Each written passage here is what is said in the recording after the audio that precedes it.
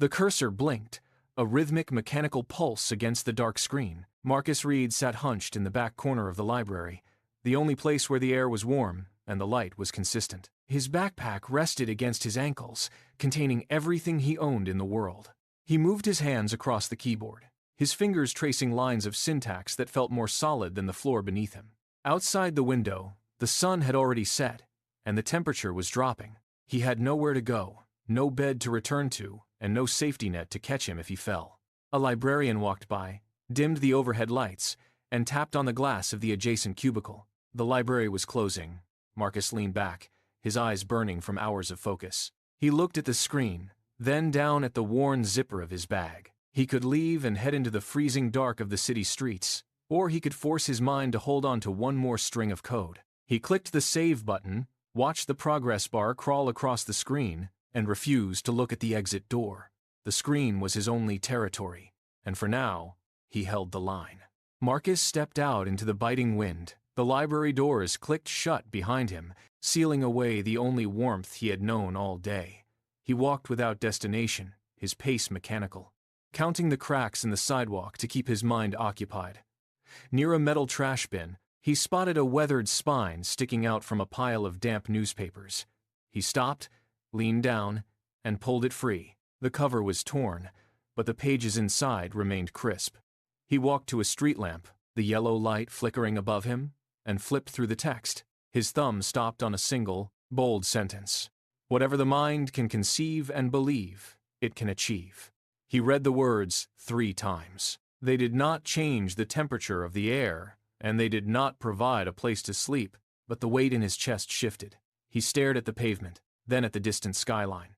The hunger, the lack of a home, the freezing wind, it all suddenly felt like a temporary obstacle rather than an endpoint. He tucked the book into his bag, straightened his posture, and walked into the dark with a new, calculated rhythm. The reality of his situation was a state of flux, not a final verdict. The next 3 years dissolved into a blur of exhaustion. Marcus took the hardest jobs he could find, hauling crates and clearing debris until his muscles ached in the dark. He lived by a punishing schedule, manual labor under the sun, then hours of coding by the dim light of a borrowed screen until his vision blurred. He built his first software project. It failed. He built a second, a third, then a fourth. Each one hit a wall, ignored by users and riddled with errors. Rejection became his primary feedback. Clients turned him away without a second glance. He spent weeks moving between temporary shelters, his laptop, the only constant in a life of shifting addresses. There were nights when the weight of the failures felt final, when every line of code seemed like a waste of time. But he forced himself to type. He opened the files of his failed projects, dissected the crashes, and mapped out where he had gone wrong. He treated every bug as a lesson, and every rejection as a data point. He was not just working, he was refining a system. He stopped seeing the failures as losses, and started reading them as a roadmap. He was still hungry, still tired, but the work was becoming sharper, more precise, and more resilient. The freelance cycle began with small, unglamorous tasks. Marcus spent his days walking from store to store, offering to fix broken printers or update archaic websites. It was during these exchanges that he noticed a recurring pattern. A bakery owner spent 40 minutes every morning manually typing individual emails to customers about daily specials. A hardware store manager sat buried under stacks of paper, struggling to coordinate orders via fragmented, expensive software that failed to sync. The owners were drowning in complexity, paying for tools they could not operate. Marcus watched them navigate these digital hurdles, his mind cataloging the frustration in their gestures and the time lost to inefficient systems. He realized they were not looking for more features, they were looking for a bridge. He sat in the back of a quiet shop, watching an owner try to link 2 incompatible databases, and saw the entire workflow collapse under the weight of its own design. The error messages flashed on the screen, repetitive and predictable. Marcus did not see a technical limitation anymore. He saw a gap that no one else was filling. He walked out of the shop, the specific requirements of the business burning in his mind, knowing exactly what he had to build next.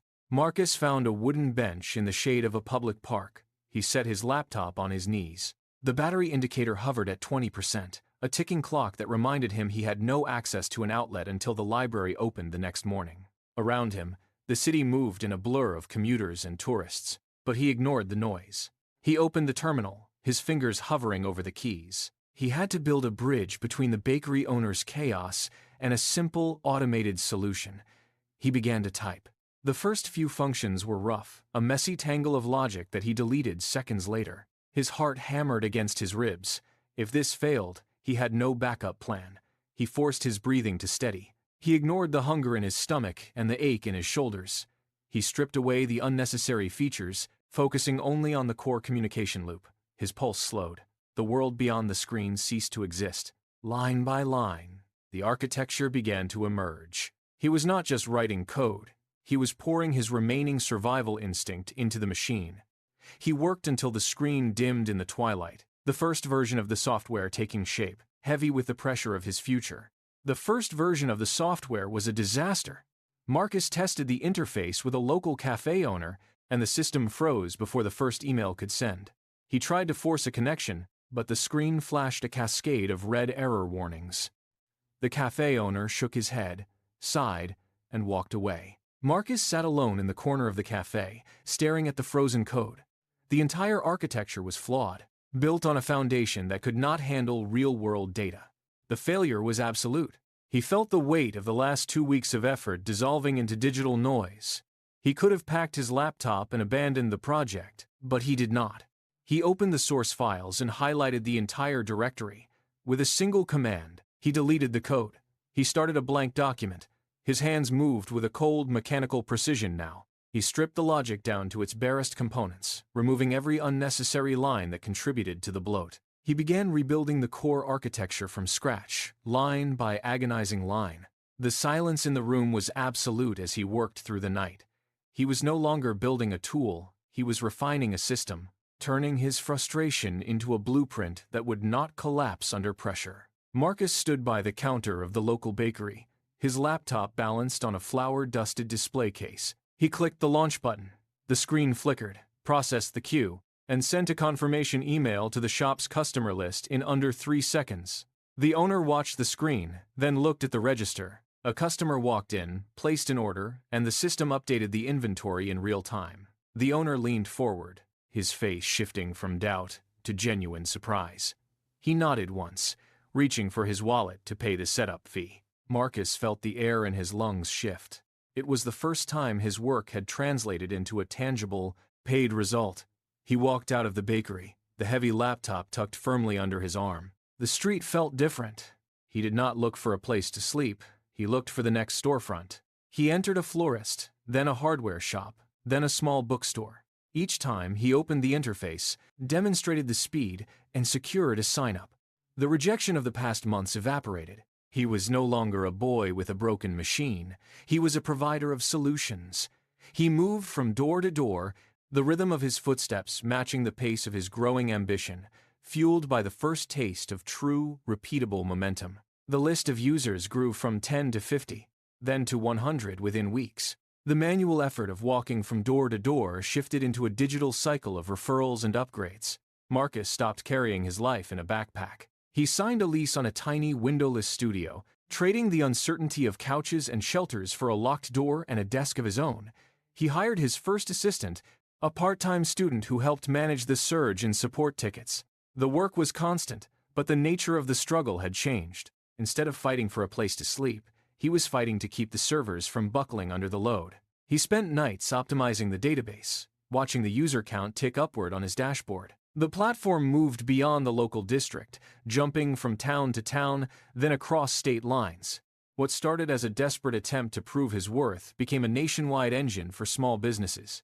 He watched the numbers grow until they hit the thousands. The, once empty, studio hummed with the sound of incoming data. He had built a system that functioned without his constant intervention. He was no longer just a coder. He was the architect of a growing success, watching his persistence take on a life of its own. 5 years later, the city lights stretched out beneath the glass walls of the office. Marcus sat at a desk made of dark, polished wood. The silence of the room punctuated only by the hum of the ventilation. He tapped the edge of a financial report resting on the surface. The bottom line was clear. His net worth had crossed the $1 million threshold. He did not celebrate with a drink or a phone call. Instead, he leaned back, the leather of his chair creaking. The view from the window was panoramic, but his mind was not on the skyline. He remembered the feeling of the library floor, cold and hard against his back during those long, restless nights. He remembered the specific, gnawing hunger that had defined his days when his only possession was a backpack. He traced the line of the table with his fingertip, feeling the smooth, expensive finish. The contrast was absolute. He looked at his hands, steady and capable, then back at the report. The numbers were just symbols. The reality was the distance he had traveled from that library computer to this chair. He exhaled slowly, the weight of the past finally settling into a quiet, manageable memory. A knock echoed against the glass door. A young developer stepped into the office, his eyes scanning the monitors and the high-tech equipment. He paused, hesitant. Before asking how someone could possibly endure the years of hunger and uncertainty that Marcus had survived, Marcus did not turn immediately. He looked at the glowing lines of code on his screen, then swiveled his chair to face his visitor. He pointed a steady finger at the display, showing the complex architecture of a platform serving thousands. He looked the young man in the eye and said, "I stopped focusing on where I was and started focusing on where I was going." The office grew quiet. The weight of the words hung in the air, stripping away the mystery of his success. It was not luck. It was a shift in perspective. Marcus stood up, walked to the window, and looked out at the city that once felt like an adversary. He had transformed his struggle into a system, his persistence into a company, and his belief into a tangible reality. He turned back to the developer with a sharp, certain nod. His starting point had been nothing, but his destination was his own design. He proved that the beginning is never the end.